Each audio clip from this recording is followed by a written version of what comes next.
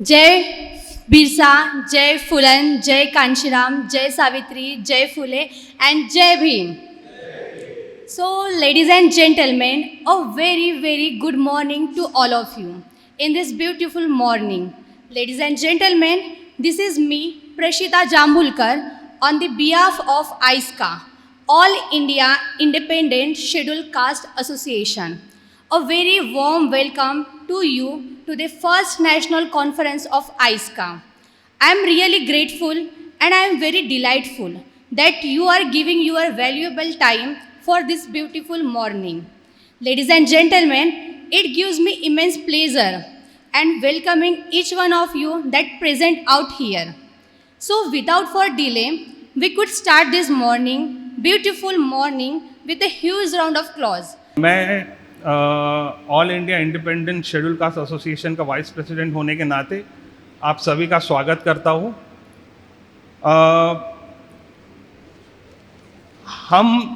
मैं इस जो ये ऑर्गेनाइजेशन हमने इसके बारे में जो क्यों सोचा, उसका जो बैकग्राउंड है, इस ऑर्गेनाइजेशन बनने का जो प्रोसेस है, मैं आपको उसके बारे में थोड़ा सा अवगत कराता हूँ उस प्रोसेस से। बहुत सारे लोगों के मन में इस तरीके के ऑर्गेनाइजेशन को लेकर बहुत दिनों से चाह थी और पर्सनल लेवल पे बहुत सारे लोग एक दूसरे से जब इंटरेक्ट करते थे तो सब इस तरीके के ऑर्गेनाइजेशन के बारे में इमेजिन करते थे। हम लोग, बहुत सारे लोग, हमारे कई सारे साथी, और शायद उसी सोच के कारण आप सब लोग यहाँ पर आज उपस्थित हैं।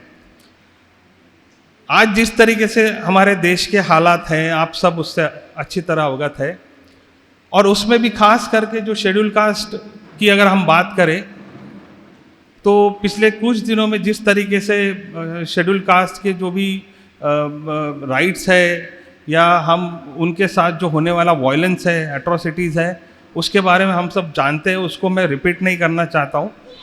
पर उसके बारे में एज अ कलेक्टिव मतलब हर लोग इंडिपेंडेंटली अपने अपने शहरों में, अपने अपने ज़िलों में, अपने अपने राज्यों में किसी न किसी प्रकार हमारे लोग उससे संघर्ष कर रहे हैं, लड़ रहे हैं।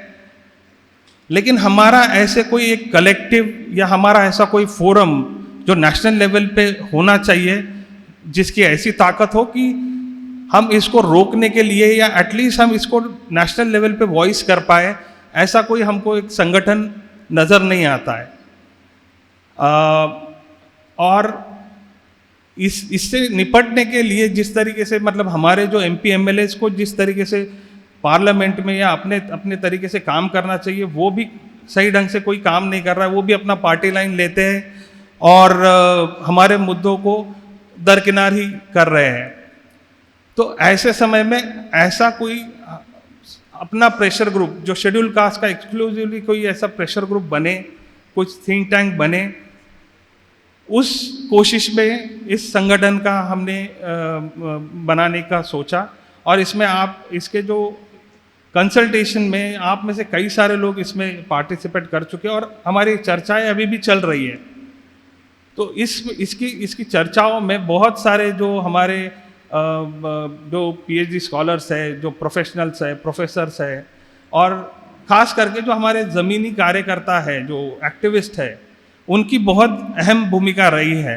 इस कार्यक्रम को आगे बढ़ाते हुए, जैसे हमें पता है इस अम्बेडकराइट मूवमेंट में गीतों का कितना महत्व है, तो मैं एक बहुत खूबसूरत आवाज़ को यहाँ आमंत्रित करती हूँ, Trisha Motghare. Please give a huge round of applause for her, Trisha Motghare. Bhim सूर्य क्रांतीचा पाहिला विधानात, भीम सूर्य क्रांतीचा पाहिला विधानात, बुद्ध जन दाविला, बुद्ध जन दाविला, पिंपळाच्या पानात, बुद्ध जन दाविला,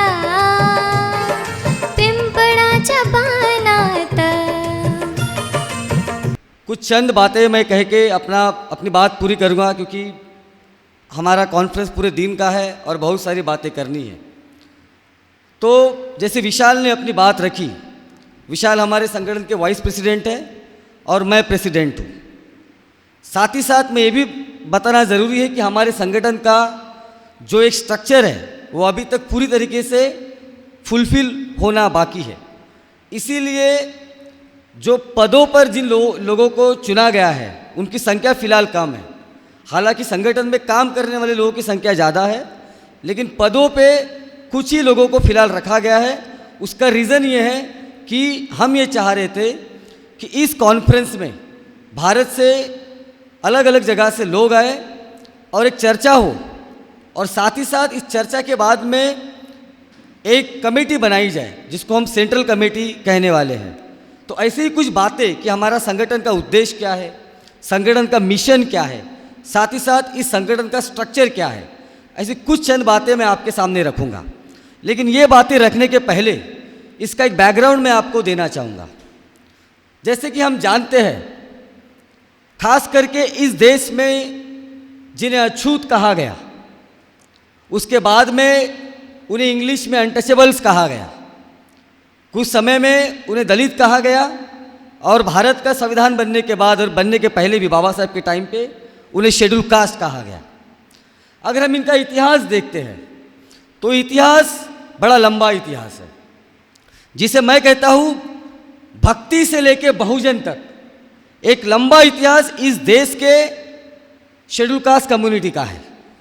आप चाहे संत रविदास का इतिहास देखते हैं, आप चाहे संत चोकामेड़ा का इतिहास देखते हैं, आप चाहे तमिलनाडु में जो शेड्यूल कास्ट का मूवमेंट हुआ उसका इतिहास देखते हैं, आप चाहे उत्तर भारत में मंगूराम जी के लीडरशिप में जो मूवमेंट चला उसका इतिहास देखते हैं, आप राजस्थान में जो शेड्यूल कास्ट का मूवमेंट चला खास करके अनटचेबिलिटी के खिलाफ में उसका यदि इतिहास देखते हैं, महाराष्ट्र, पंजाब, इस सारे राज्यों का यदि आप इतिहास देखते हैं तो एक लंबा इतिहास संतों से लेके आज के इस मूवमेंट तक का इतिहास है। और इस पूरे इतिहास में एक बात बार बार आ रही है, अगर आप कम्युनिटी वाइज अगर इतिहास देखते हैं तो शेड्यूल कास्ट कम्युनिटी का जो लड़ने का इतिहास है उसका बार बार सेंट्रल जो पॉइंट है वो इक्वलिटी को पाने का है। यदि आप बाकी समाज या कम्युनिटी का इतिहास देखते हैं तो आपको मिलेगा कि एक हक पाने का होगा, एक अधिकार पाने का होगा। लेकिन शेड्यूल कास्ट कम्युनिटी का बार बार चाहे आप रविदास जी का, संत रविदास का बेगमपुरा पढ़ते हैं तो संत रविदास जो है अपने बेगमपुरा में एक ऐसी दुनिया का इमेजिन करते हैं, एक ऐसी दुनिया को इमेजिन करते हैं जहाँ पर जाति ना हो, जहाँ पे जाति के आधार पर किसी का भेदभाव ना हो, जहाँ पे लिंग के आधार पर, जेंडर के आधार पर भेदभाव ना हो, जहाँ पे वर्ग के आधार पर भेदभाव ना हो। 19वीं सेंचुरी में जब यूरोप में इक्वलिटी की बात होने लगी, महिला पुरुष के बीच इक्वलिटी की बात होने लगी, अलग अलग वर्ग में इक्वलिटी की बात होने लगी, तो उसे इनलाइटनमेंट कहा गया। लेकिन भारत के अंदर 13वीं, अगर आप देखें 11वीं, 12वीं, 13वीं, 14वीं शताब्दी में जो अनटचेबल सेंट्स थे, जिन्हें अछूत कहा जाता था, उनके आप अभंग उठा के देखिए, उनके दोहे उठा के देखिए। जो बात 1900 शताब्दी में यूरोप कह रहा है वो बात 11वीं और 12वीं शताब्दी में हमारे देश के जिन्हें अछूत संत कहा गया वो कर रहे हैं। लेकिन उसे इनलाइटमेंट, उसे मॉडर्न तरीके से नहीं देखा गया, उसे कई हद तक एक तरीके से ब्राह्मणवादी फोर्सेस ने उसको एक धार्मिक लेंस से ही देखा। और क्योंकि शेड्यूल कास्ट समाज में उस समय में खास करके पढ़े लिखे लोगों की संख्या कम थी, इसलिए उस तरह का इतिहास नहीं लिखा गया जिस तरह से लिखना चाहिए था। लेकिन धीरे धीरे आज हम अपना इतिहास लिख रहे हैं, धीरे धीरे आज हम हमारे समाज के खोए हुए नायक और नायिका के बारे में लिख रहे हैं, जो कि बहुत अच्छी बात है। तो हमने ये देखा है कि भक्ति से लेके बहुजन तक हमारा एक इतिहास रहा हुआ है। अंग्रेजों के टाइम पे पहली बार भारत के अंदर भक्ति टाइम में जब संत ये कहते थे कि अनटचेबिलिटी नहीं होनी चाहिए, तो जो राजा होते थे वो ये नहीं कहते थे कि अनटचेबिलिटी गुनाह है, लेकिन अंग्रेजों के टाइम पे जब ये कहा गया कि अनटचेबिलिटी इज अ क्राइम, खास करके मद्रास का अगर इतिहास देखते हैं आप, जिसे मद्रास कहा जाता, या बाबा साहब के टाइम पे जब बाबा साहब अंग्रेजों से निगोशिएशन कर रहे हैं, वो कह रहे हैं कि हमारे लोगों को मंदिर में जाने दिया जाए और जो लोग नहीं जाने देते हैं उनको पुलिस फोर्स के द्वारा रोका जाए। ये पूरी इतिहास भी इसके पहले कभी नहीं हुआ था। इसीलिए जब बाबा साहब की बात आती है तो कोई एक बात कह के और कोई एक लेंस से बाबा साहब को नहीं समझ सकते हैं। कोई ये कह देता है जो बड़ी तौर पे जिसको नेशनलिज्म कहा जाता है, वो नैरेटिव लेके लोग कहते कि बाबा साहब नेशनलिस्ट थे। हाँ, बाबा साहब नेशनलिस्ट थे, लेकिन बाबा साहब वो नेशनलिस्ट नहीं थे जो नेशनलिज्म की परिभाषा आप करते हैं। बाबा साहब एक अलग तरह के नेशनलिस्ट थे जो ये कहते थे कि इस देश के अंदर नेशन नहीं है और नेशन होना भी मुश्किल है, क्योंकि हर जाति अपने जाति को अपना नेशन, अपना देश मानती है, और इसीलिए पहले आपको जाति को खत्म करना पड़ेगा, तब जाके आपका रियल नेशन होगा। ये बाबा साहब कहते हैं। तो मैं कहने की कोशिश ये कर रहा हूँ कि अंग्रेजों के टाइम पे जब ब्रिटिश राज्य यहाँ पे स्थापित हुआ तो पहली बार ये कहा गया कि अछूत भी स्कूल में जा सकते हैं। ये पहली बार हुआ जब गांव का जमींदार ये कहता था कि ये स्कूल में अछूत नहीं बैठ सकते हैं। अगर हम महाराष्ट्र का इतिहास खास करके उठा के देखते हैं, जिसका मेरा अपना पीएचडी टॉपिक भी है, तो आप ये देखते हैं कि अंग्रेज ये फरमान निकाल रहे हैं कि नहीं, आपको उन्हें बैठने देना है। उस समय में बाबा साहब एक अलग तरह की लड़ाई लड़ते हैं। वो लड़ाई ये होती है कि बाबा साहब ये कहते हैं कि सारे भारत के जो अछूत है उनको एक छत के नीचे एक संगठन में आके इकट्ठा होना बहुत ज़रूरी है। उस वक्त भी डिफरेंसेस थे। एमसी राजा की डिफरेंसेस बाबा साहब के साथ थे। जो उत्तर प्रदेश के अंदर खास करके जाटव समाज के अपने संगठन थे, उनके बाबा साहब की शुरुआत में मतभेद थे। तो बाबा साहब के अलग अलग, हमारे महाराष्ट्र में नागपुर में जो शेड्यूल कास्ट के उस समय के लीडर थे, उनके बाबा साहब के मतभेद उनके मतभेद बाबा साहब के साथ थे, क्योंकि बाबा साहब ने कुछ बात सेपरेट इलेक्टोरेट, सेपरेट सेटलमेंट की जब बात कही तो इस देश के बहुत सारे शेड्यूल कास्ट लीडर शुरुआत में बाबा साहब के खिलाफ भी खड़े रहे, लेकिन धीरे धीरे बाबा साहब के साथ में आए। जब बाबा साहब फर्स्ट राउंड टेबल कॉन्फ्रेंस में गए तो सभी ने, छोटे मोटे बड़े संगठनों ने पूरे भारत के अंदर बाबा साहब को अपना लीडर माना। एक बात बाबा साहब बार बार कहते हैं उस समय में कि there are thousands of problem in this world. इस दुनिया में बहुत सारे प्रॉब्लम हैं और मैं इन प्रॉब्लम्स के लिए, इस समस्या के लिए जो लोग लड़ रहे हैं उनका रिस्पेक्ट भी करता हूँ, बट वो ये कहते हैं कि I have chosen one, the problem of untouchables. उसके बाद में वो ये भी कहते हैं, रेडिकल होके वो ये कहते हैं कि इस देश में अगर अछूत हो अछूत और देश की बात आई, अगर आप मुझे पूछते कि आप किसका साथ देंगे, तो सबसे पहले मैं अपने कम्युनिटी का साथ दूंगा, उसके बाद में जिसको आप देश कहते हैं मैं उसके साथ खड़ा रहूंगा। And this is a radical position which Baba Saheb took, जो आज के तारीख में एक बड़े नैरेटिव के अंदर हमारे लीडर पोजीशन नहीं लेना चाहते हैं। आज के इस हालात में जहां पर शेड्यूल कास्ट की समाज ने पहले शेड्यूल कास्ट से लेके फिर आदिवासी को जोड़ा, फिर हमने SC ST कहा, फिर हमने SC ST OBC कहा, फिर हमने बहुजन डिस्कोर्स बनाया। ये बहुजन डिस्कोर्स बनाने वाले भी शेड्यूल कास्ट ही है, जिन्होंने कहा कि एक इंक्लूसिव सोसाइटी होनी चाहिए। हम भी उस डिस्कोर्स को मानते हैं, all India independent schedule caste association उस बात को मानता है। लेकिन हमने ये देखा है पिछले खास करके 1990 से, जब से भारत के अंदर LPG पॉलिसी को लागू किया गया, लिबरलाइजेशन, प्राइवेटाइजेशन, ग्लोबलाइजेशन, इसको जब से लागू किया गया है, हम ये देखते हैं कि शेड्यूल कास्ट समाज की स्थिति एक तरफ, क्योंकि वो ज़्यादातर संख्या उनकी गाँव में बसती है, तो गांव के जमींदारों की एट्रोसिटीज़, जो डोमिनेंट कास्ट है, वो जो एट्रोसिटीज़ है उनकी वाली, वो बढ़ती जा रही है। और पॉलिटिकल जो इम्प्यूनिटी इस देश के डोमिनेंट कास्ट को मिली है, उसके वजह से गाँव में शेड्यूल कास्ट को कोई न्याय नहीं मिलता है। साथ ही साथ इकोनॉमिकल लेवल पे शेड्यूल कास्ट का रिजर्वेशन, एक तरीके से संवैधानिक जो रिजर्वेशन है, प्राइवेटाइजेशन की वजह से उसको खत्म कर दिया गया है। लेकिन इसको जब लड़ने की बात आती है तो बहुत सारा जो जिस तरह जैसे बहुजन डिस्कोर्स है, उस बहुजन डिस्कोर्स के जो संगठन है, वो शेड्यूल कास्ट के जो रोजमर्रा की जिंदगी के प्रॉब्लम है कि आपका राशन कार्ड नहीं बनता है, छोटी सी प्रॉब्लम है, आप गांव में अगर जाते हैं, बाबा साहब, अगर आप 15 अप्रैल का न्यूज़पेपर पढ़ते हैं राजस्थान का, मराठवाड़ा का, महाराष्ट्र का और उड़ीसा से लेके आप अभी आजकल बंगाल में भी, तो बाबा साहब का 14 अप्रैल का गांव के अंदर एक छोटा सा प्रोसेशन निकालने के लिए हमारे पूरे समाज को बायकॉट किया जाता है। लेकिन दुख की बात यही नहीं है कि इस देश के जातिवादी वो करते हैं, दुख की बात यह है कि जिन्हें हम बहुजन का हिस्सा समझते हैं वो भी हमारे साथ खड़े नहीं रहते। जब शेड्यूल कास्ट समाज को गांव से बायकॉट किया जाता है इसीलिए कि बाबा साहब की जयंती आपने मनाया, या हमारे महिलाओं के ऊपर अत्याचार किया जाता है क्योंकि आपने बाबा साहब की जयंती मनाई, तो शेड्यूल कास्ट समाज के अलावा और कोई समाज हमारे साथ खड़ा हुआ नहीं दिखता है। तो क्या हम उनके साथ खड़े नहीं रहने चाहिए? नहीं, हमारी ये पोजीशन नहीं है। हमारी ये पोजीशन है कि हम सब जो सर्वहारा है, जो दबा कुचला समाज है, उनके इश्यू के साथ खड़े रहेंगे।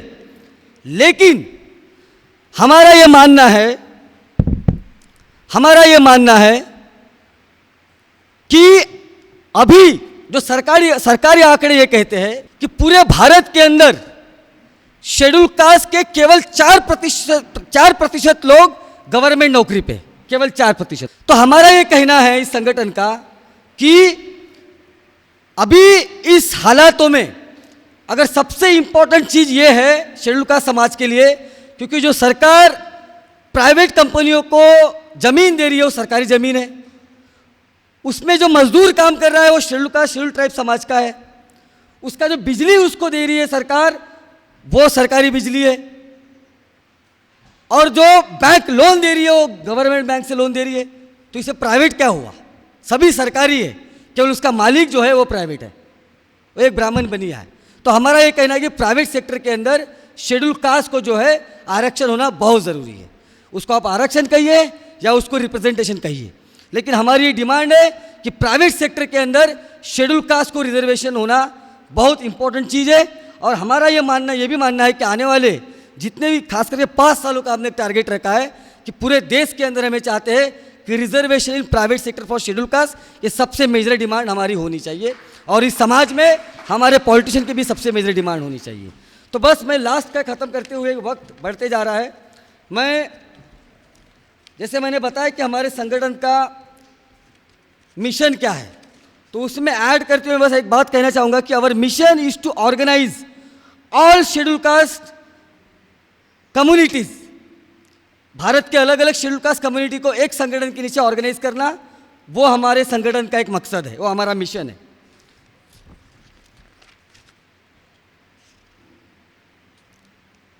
दूसरा मिशन हमारा यह है to build autonomous social, economical, educational and cultural institution.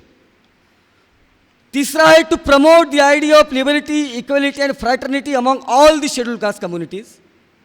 चौथा है to cultivate and nourish the culture of educate and organize among all the schedule caste communities for social mobility and transformation. पांचवा है to provide local as well as national well organized Ambedkarite leadership to the Dalit community। और छठवा है to fight for the constitutional rights and entitlements, welfare and the interests of all Dalit communities। उसके बाद में हमारे संगठन का structure है। स्ट्रक्चर ये है कि सबसे पहले हमारा सेंट्रल कमेटी होगा जिसको हम सीसी कहते हैं।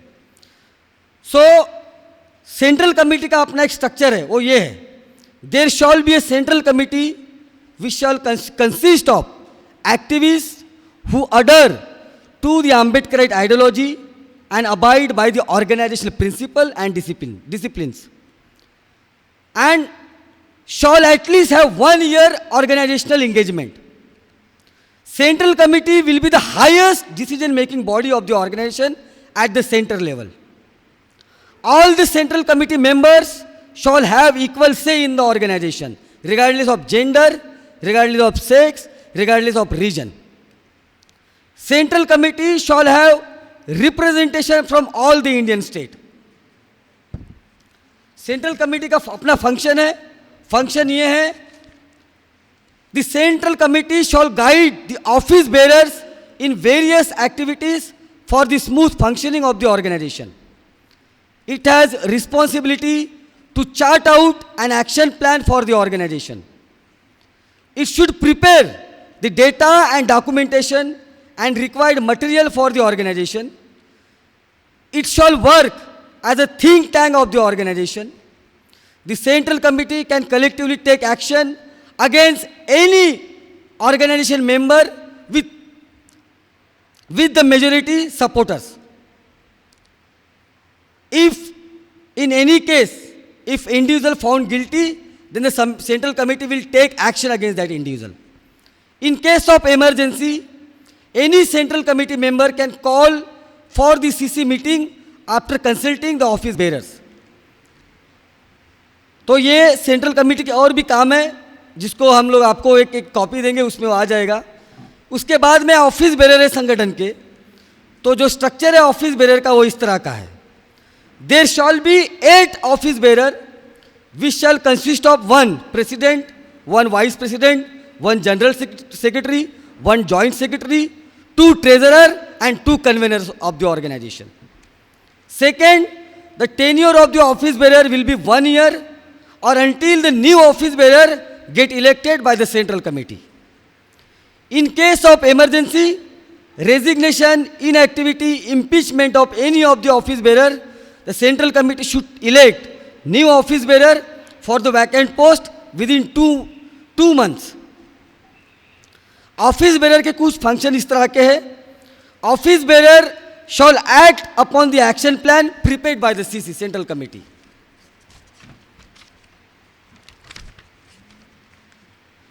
Office bearers shall call for and chair all the meeting of the organization.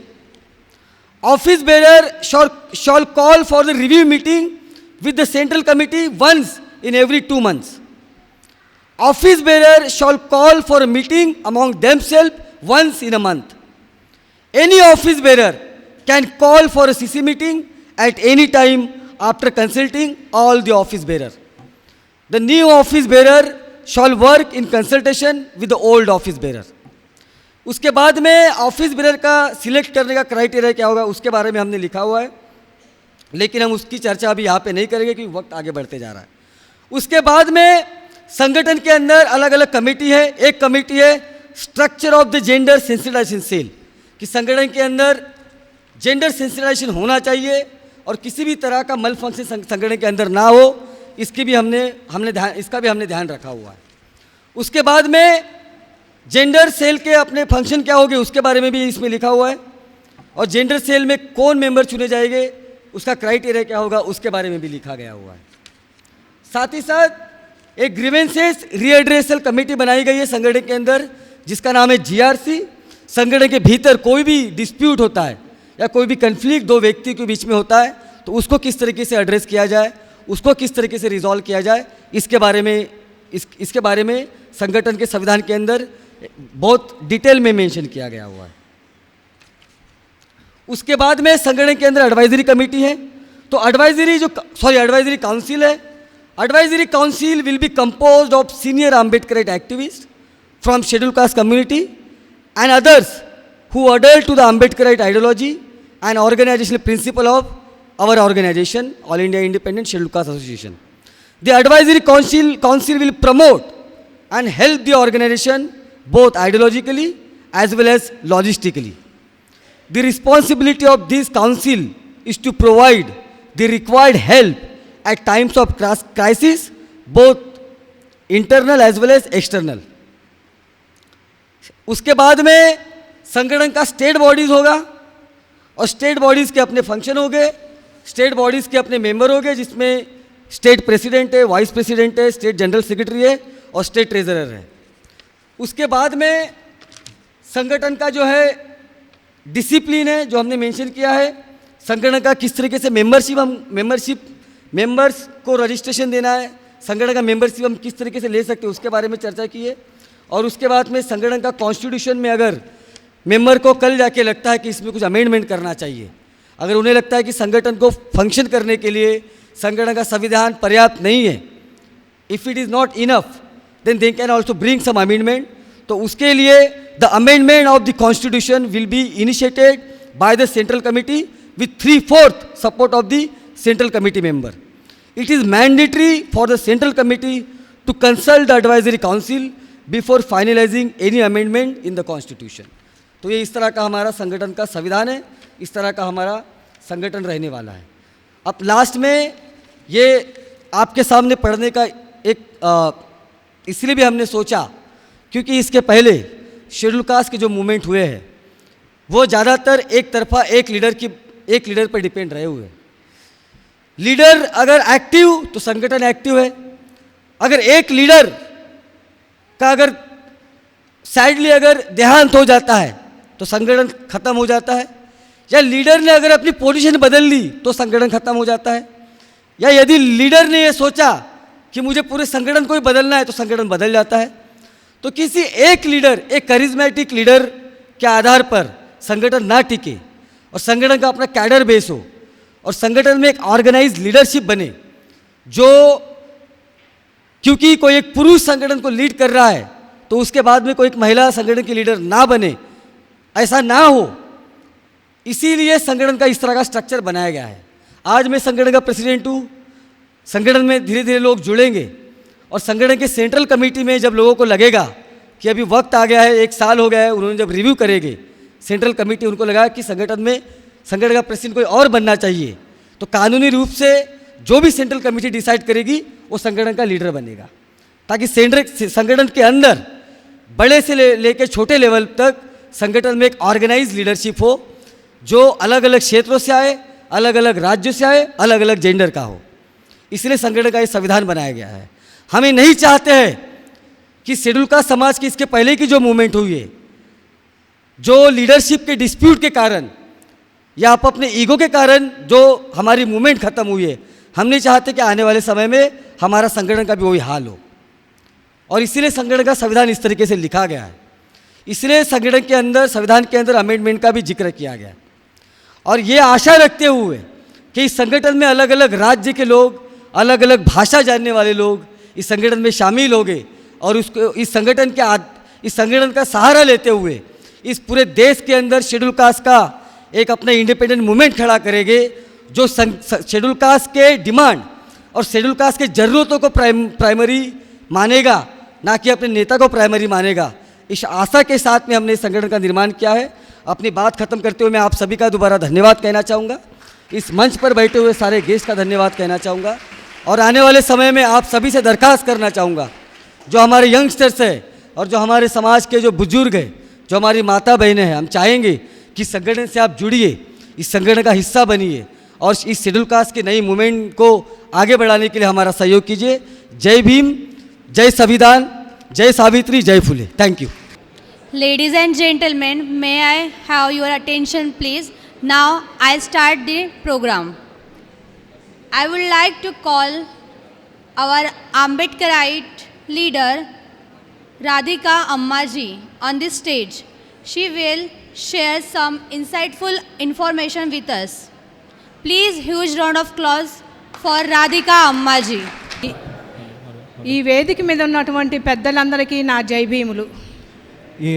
आज ये मंच पे शामिल हुए सारे गेस्ट को मेरा जय भीम.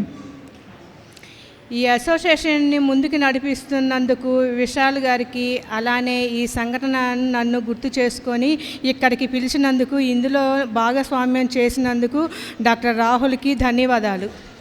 ये संगठन को आगे चलाने वाले और आज सबसे आगे रह के काम करने वाले विशाल, और मुझे यहाँ बुला के मुझे यहाँ पर आमंत्रित करने वाले डॉक्टर राहुल सोनपिंपले को मेरा जय भीम.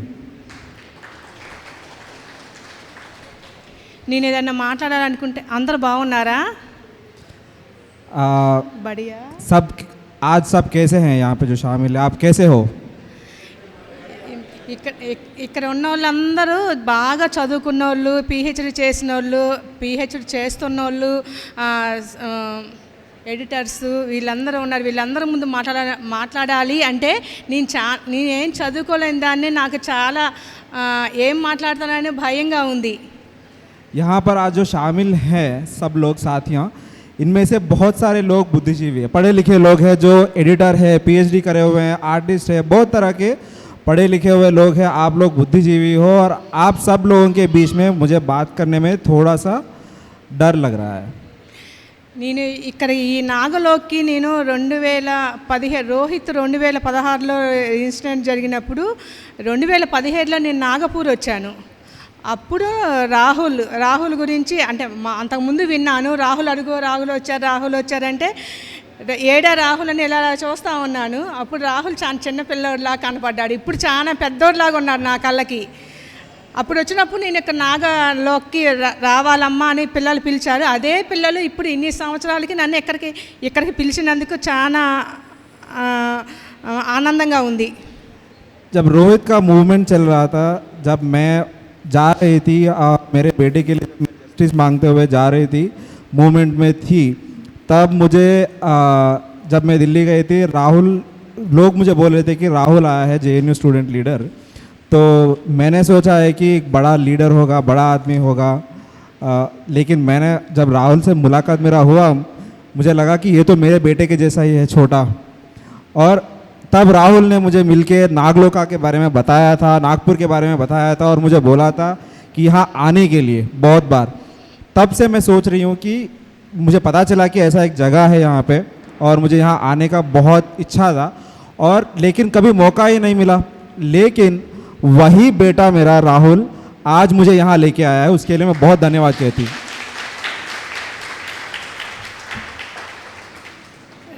నేను అప్పుడు బయటకు వచ్చిన దాని కాదు, రోహిత్ ఇష్యూ జరిగినాక నేను బయటకు వచ్చాను. ఈ లోపల ఈ 8 ఏళ్లలో ఏం జరిగింది అనటానికి అప్పుడేమో చాలా చిన్న పిల్లలుగా కనపడ్డారు. అందరూ MSc PhD చేస్తున్న పిల్లల్లా పడ్డారు. ఇప్పుడు అందరూ పెద్దోళ్ళు అయిపోయి ఉద్యోగాలు చేస్తా కాస్త ఆర్థికంగా స్థిరపడ్డట్లు పెద్దోళ్ళలా కనపడ్డారు. నాకు చాలా సంతోషం అనిపిస్తుంది మిమ్మల్ని అందరిని చూస్తుంటే. 8 साल पहले जब मेरा बेटा का मूवमेंट चल रहा था, तब मैं इन सब लोगों से मिली थी और उस टाइम पे सब अपना MA MPhil कर रहे थे. सब मुझे छोटे बच्चों की तरह नज़र आ रहे थे, मेरे बेटे की तरह. मैं अपना बेटे को आप सब के चेहरे में देख रही थी. लेकिन अब 8 साल के बाद सब लोग बड़े हो गए हैं, सबका कुछ लोगों का शादी हुआ, सबका PhD ख़त्म हो गया, कुछ लोगों का नौकरी भी लग गया है. और आज आप लोगों को ऐसा देखते हुए एक लाइफ में आगे पहुंच के आप एक जगह सेटल हो गए हो, आप लोगों को ऐसे देखते हुए मुझे बहुत खुशी हो रही है. అప్పుడు రాహుల్ గురించి విన్నప్పుడు నేను JNU హీరో రాహుల్ అనుకున్నాను.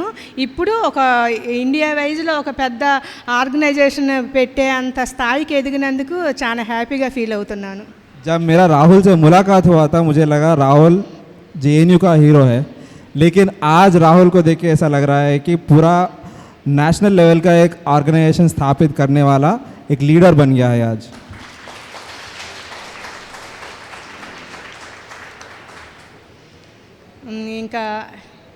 ఇంకేం చెప్పాలనుకుంటున్నా అంటే మనకి ఒక స్వాతంత్ర ఉద్యమం మన సమస్యలను పరిష్కరించుకోవడానికి చాలా అవసరం. ఈ AIISCA మన హక్కుల కోసం వివక్షకు సవాలు చేయడానికి, అలాగే సామాజిక ఆర్థిక మరియు రాజకీయ సమానత్వం కోసం పోరాడడానికి ఒక వేదిక కానుంది. और मैं ये भी कहना चाहूँगी आज कि हमारे स्ट्रगल्स, हमारे कम्युनिटी SC कम्युनिटी के स्ट्रगल्स को आगे लेके जाने के लिए हमारा खुद का एक इंडिपेंडेंट संगठन होना ज़रूरी है. स्पेशली हमारा फाइनेंशियल स्ट्रगल्स और जो एजुकेशनल स्ट्रगल्स है, विद्या और उद्योग, इन दोनों के मामले में जो स्ट्रगल्स है अपना समाज के भीतर, उस स्ट्रगल्स को आगे ले जाने के लिए एक इंडिपेंडेंट संगठन ज़रूरी है. और इसके बारे में मैं और भी कहना चाहूँगा.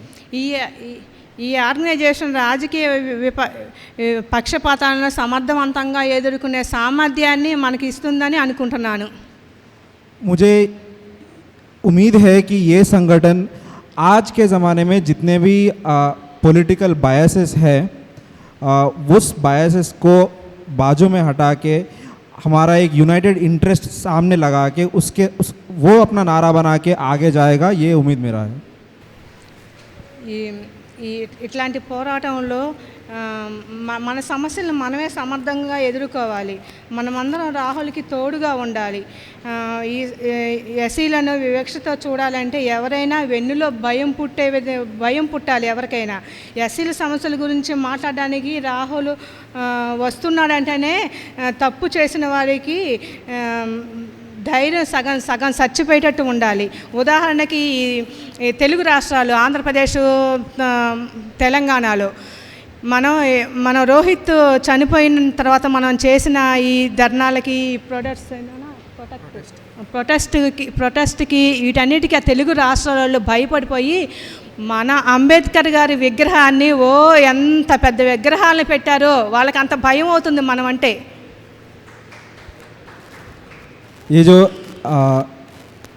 राहुल ये रोहित वेमुला के मूवमेंट के बाद स्पेशली ये तेलुगु स्टेट्स में इतना डर लग गया है, जितना मूवमेंट इतना बड़ा मूवमेंट चला है, और ये मूवमेंट, ये प्रोटेस्ट, ये धरना, इन सब चीज़ों को देख के इन लोगों को इतना डर लग गया है कि ये लोग आज के ज़माने में बड़े बड़े अंबेडकर स्टैचूज़ लगाना शुरू कर दिए हैं. तो ये हमारी स्ट्रगल होनी चाहिए. राहुल के ये संगठन आगे जाते हुए ऐसा एक फोर्स बनना चाहिए जो डिस्क्रिमिनेट करने से, हम जैसे हमारे कम्युनिटी को डिस्क्रिमिनेट करने का सोच आना ही नहीं चाहिए उनके दिमाग में. अगर सोच आ भी गया तो ऐसा उनको डर लगना चाहिए कि वो कभी कर ना पाए हमारे खिलाफ. ఈ మనం పోరాడే పోరాటంలో ఈ అసోసియేషన్లో ఉండి ఎటువంటి సమస్యలను కూడా ఎదుర్కోవడానికి వెనుగాడే ప్రసక్తే లేదు. మన అందరం కలిసి రాహుల్ చేతిలో చెయ్యి వేసేసి అందరం కలిసి పోరాడదాము. జై భీమ్.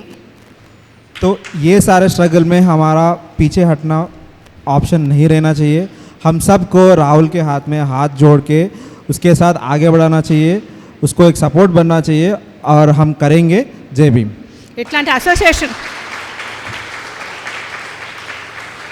ఇట్లాంటి అసోసియేషన్ పెట్టాలని రాహుల్కి వచ్చిన ఆలోచనకి ధన్యవాదాలు. ये ऐसा एक संगठन लगाने का जो सोच आया है राहुल के दिमाग में, उसके लिए बहुत बहुत शुक्रिया. धन्यवाद.